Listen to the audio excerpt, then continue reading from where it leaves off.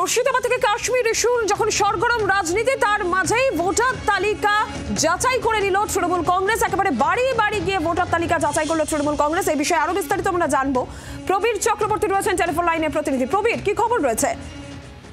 দেখো, তৃণমূল কংগ্রেসের একটা বড় এই মুহূর্তে এজেন্ডা ছিল, হচ্ছে নির্ভুল ভোটার তালিকা তৈরি। কারণ মমতা বন্দ্যোপাধ্যায় অভিযোগ করেছেন যে অন্য রাজ্যের ভোটারদের এই রাজ্যে ঢুকিয়ে দেওয়া হয়েছে, যার রাজ্যে বাস করে তাদের ভোটার তালিকা থেকে নাম বাদ দেওয়া হতে পারে। এবং মমতা বন্দ্যোপাধ্যায়, অভিষেক বন্দ্যোপাধ্যায়রা কার্যত ধরে ধরে এই কর্মসূচি একটা দিয়েছিলেন, যেটা অভিষেক বন্দ্যোপাধ্যায় নিজেও 15ই মার্চের বৈঠকে একদম নতুন একটা মেকানিজম তৈরি করে দিয়েছিলেন মমতা বন্দ্যোপাধ্যায়ের নির্দেশে।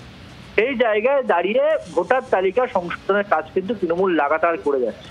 এবং রাজনৈতিকভাবে যখন দেখা যাচ্ছে যে মুর্শিদাবাদ একদিকে ইস্যু, অন্যদিকে এসএসসিতে চাকরি চলে যাওয়া, অন্যদিকে জাতীয় ক্ষেত্রে কাশ্মীর ইস্যু, সমস্ত ইস্যু নিয়ে সমস্ত রাজনৈতিক দল ব্যস্ত রয়েছে, ঠিক সেই সময় দেখা যাচ্ছে তৃণমূল কংগ্রেস যেমন কাশ্মীর ইস্যুতে তারা তাদের বক্তব্য রাখছে, মুর্শিদাবাদে মুখ্যমন্ত্রী মমতা বন্দ্যোপাধ্যায় কড়া নজর রেখেছেন, কিন্তু রাজনৈতিকভাবে তৃণমূল কংগ্রেস কিন্তু এই ভোটার তালিকা সংশোধন, অর্থাৎ এই যে ভুয়ো ভোটার ঢুকিয়ে দেওয়ার যে অভিযোগ, সেই ভুয়ো ভোটার বার করা এবং আসল ভোটারদের চিহ্নিত করার যে কাজ একটা দেওয়া হয়েছে দলের শীর্ষ নেতৃত্বের তরফে, সেই কাজ কিন্তু বুথ লেভেল থেকে শুরু করে, ওয়ার্ড থেকে শুরু করে, জেলা থেকে শুরু করে সমস্ত জায়গায় যা মেকানিজম তৈরি করে দেওয়া হয়েছিল, সেই কাজ কিন্তু তৃণমূল কংগ্রেস করে চলেছে নিরন্তর।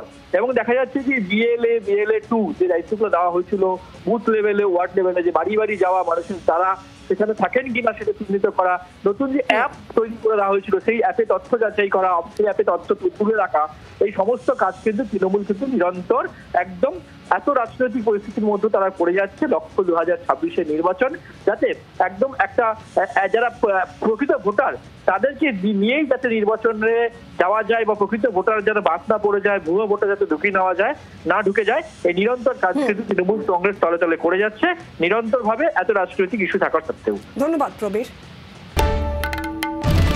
বাংলার আওয়াজ, বাঙালির আবেগ, জি 24 ঘন্টা।